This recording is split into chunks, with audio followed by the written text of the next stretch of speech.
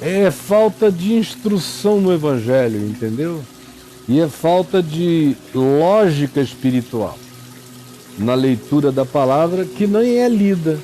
Primeiro não leem a palavra e depois só ouvem pregadores que não dizem coisa com coisa.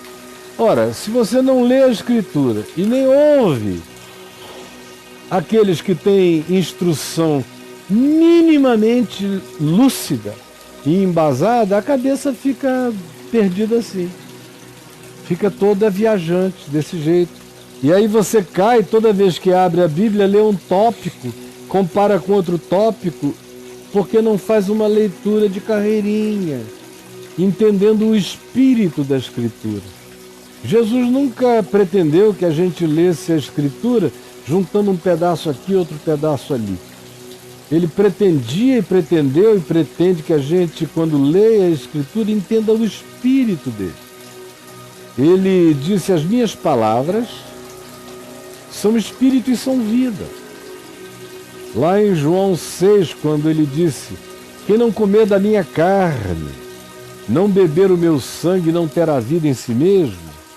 E os circunstantes, a multidão e até discípulos ficaram escandalizados com ele. Jesus disse: vocês não entendem nada. Não entendem nada, não tem sutileza, não tem capacidade de perceber a linguagem, a metáfora, a exemplificação, a simbolização. Vocês estão embrutecidos de percepção. Não estou falando de carne, não estou falando de sangue. Carne e sangue para nada aproveitam. As minhas palavras, no entanto, são espírito e são vida. Então, o que Jesus está dizendo? Primeiro, deva-se dizer que quando se diz Jesus disse isto com respeito ao Espírito Santo, que havia de ser dado e concedido aos que nele crescem, porque até aquele dia o Espírito não havia sido derramado, não havia sido concedido. É João quem está falando aquilo, fazendo uma alusão clara, direta, específica ao que aconteceu no dia de Pentecostes, quando houve aquele derramamento, que era uma promessa de Jesus, depois foi crescendo até o dia da sua morte, quando ele disse: eu não vos deixarei órfãos, eu voltarei para vós outros. Está lá em João, capítulos 14, 16 e 17. Especialmente 14 e 16. Eu não vos deixarei órfãos, não fique turbado o vosso coração, não se entristeçam. Eu voltarei para vós outros, vocês não vão viver nenhuma orfandade. Meu Espírito habitará em vós, ele está convosco. Ele habita convosco e estará em vós. Ele habita convosco e estará em vós. Ele habita convosco e estará em vós. Já está respondido aí. Ele habita convosco e estará em vós. O Espírito Santo nunca não habitou conosco. Nunca. Antes de haver criatura humana na terra, nunca houve qualquer vida sem o Espírito Santo. O Espírito é vida. Conforme a gente leu aqui em Ezequiel 37 hoje, no Vale de Ossos Secos, aquilo ali aconteceu 600 anos antes do Pentecoste. E o texto é: vem, ó Espírito Santo, levanta esses ossos secos, porque nunca houve vida sem o Espírito de Deus. Que coisa difícil de entender. Sabe por que o bloqueio ficou assim tão intenso na cabeça de vocês? Por causa desses livrinhos de Araque que vocês leem por aí, desses teologuitos de coisa nenhuma, que ficam ensinando bobagens para vocês. Qualquer um que leia a Escritura sem ser pré-condicionado por doutrinações estranhas, estanques, por sistematizações que são só montagens, quebra-cabeça montados por homem para arrebentar a cabeça e o entendimento das pessoas.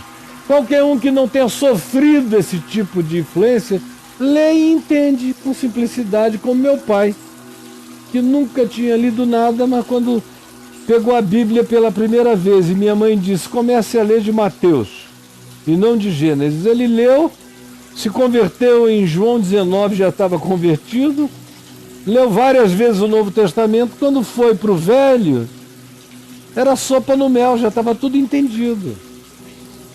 E aqui, por exemplo, não só o Gênesis começa dizendo que o Espírito de Deus, o Espírito Santo, o Espírito de Deus é o Espírito Santo. Quando se fala o Espírito no Velho Testamento com E maiúsculo, é o Espírito Santo.